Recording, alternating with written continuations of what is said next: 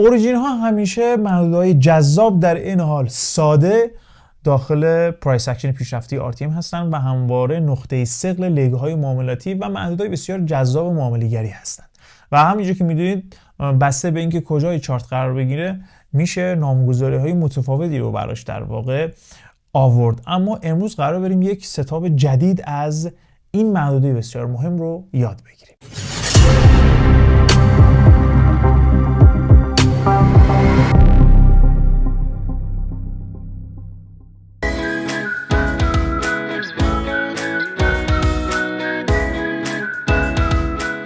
درود دوستان، نازنینم یاشار هستم و شما کانال RTM یاش تریدر رو دارید می‌بینید. تنها مرجع اصلی پرایس اکشن پیشرفته RTM به روش FSCM. اگه دوست داری یک نگاه تازه، دیدگاه تازه، بینش تازه و بسیار عمیق و حرفه‌ای به چارت داشته باشی، حتما کانال رو سابسکرایب داشته باش، زنگوله رو آل بذار که ویدیوهای بعدی رو اصلا از دست ندی.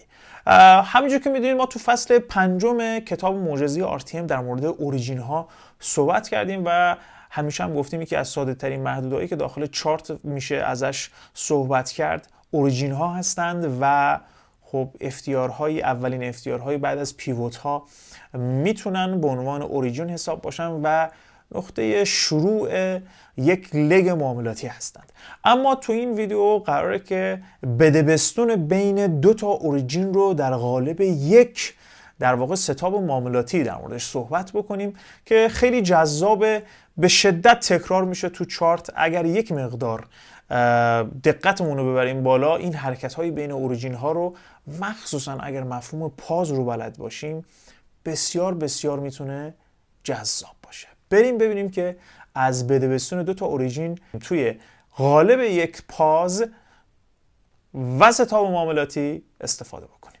خب اسلایدمون رو استارت کنیم ببینیم که داستان اوریجین به اوریجین به چه صورت خواهد بود. ببینید دوستان، قبل اینکه وقتی ما یه پیوتی داریم، وقتی قیمت میاد یه شانه چپی رو تشکیل میده، اوریجین شانه چپ وقتی میره بالا سقف رو میزنه و قیمت میاد پایین، قبل اینکه این لو رو بزنه اوریجین رو رد میکنه.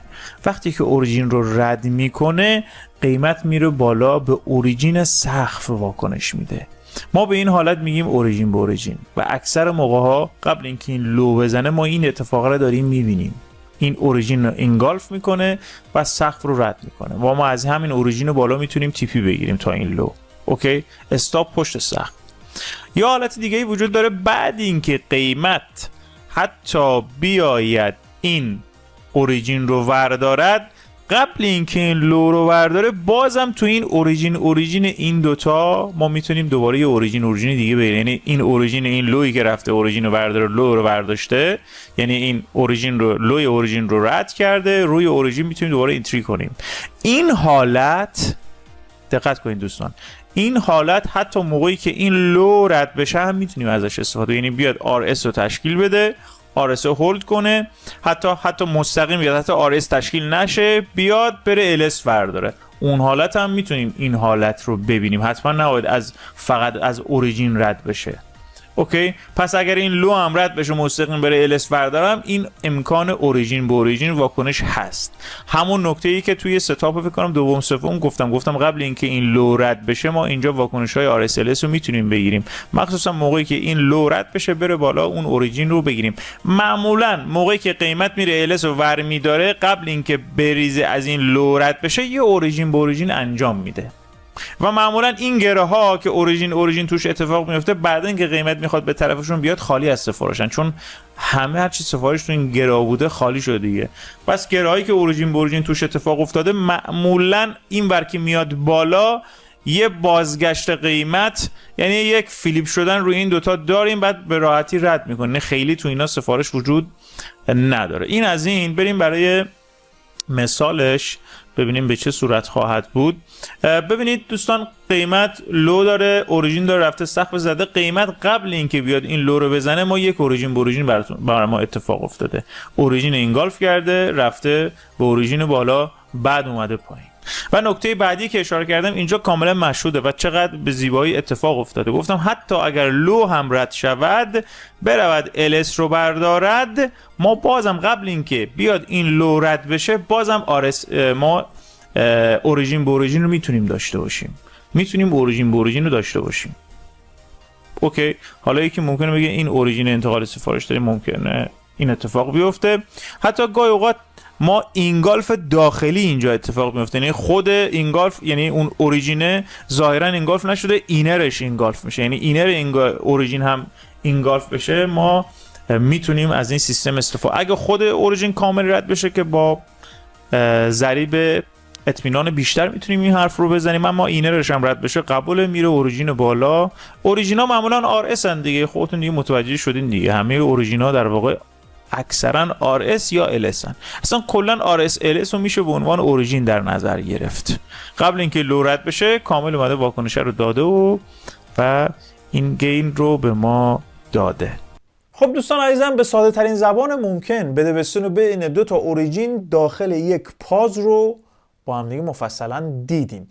اگر با پیدا کردن اوریجین مشکل داری و دوست داری که این مفهوم اوریجین رو بهتر یاد بگیری، تو فصل 5 کتاب معجزه RTM مفصلا در موردش توضیح داده شده. اما اگر شما مفهوم پاز رو بهتر یاد بگیرید و حرفه‌ای‌تر بلد باشید، از این ستاپ میتونید بسیار با دقت بیشتر یاد بگیرید. ما تو فصل 14 که در واقع نقطه عطف این کتاب هستش و در مورد پازها صحبت شده، میتونید پاز رو مفصلا یاد بگیرید و با این ستاپ میتونه نقطه عطف معامله‌گری شما باشه. حتما فصل 14 این کتاب میتونه بسیار برای شما جذاب باشه که در مورد پازها صحبت کردیم.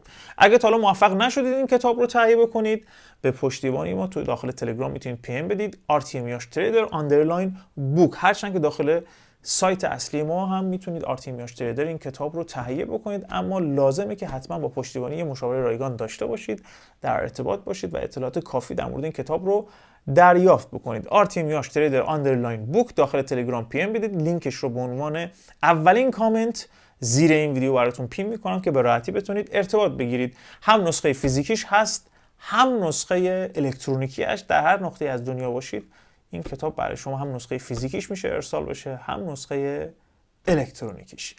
تا ویدیوی بعدی و ستاپ بعدی شما رو به خدای بزرگ میسپارم. امیدوارم که ویدیو براتون مفید واقع شده باشه. روز خوش، روزگارتون طلایی.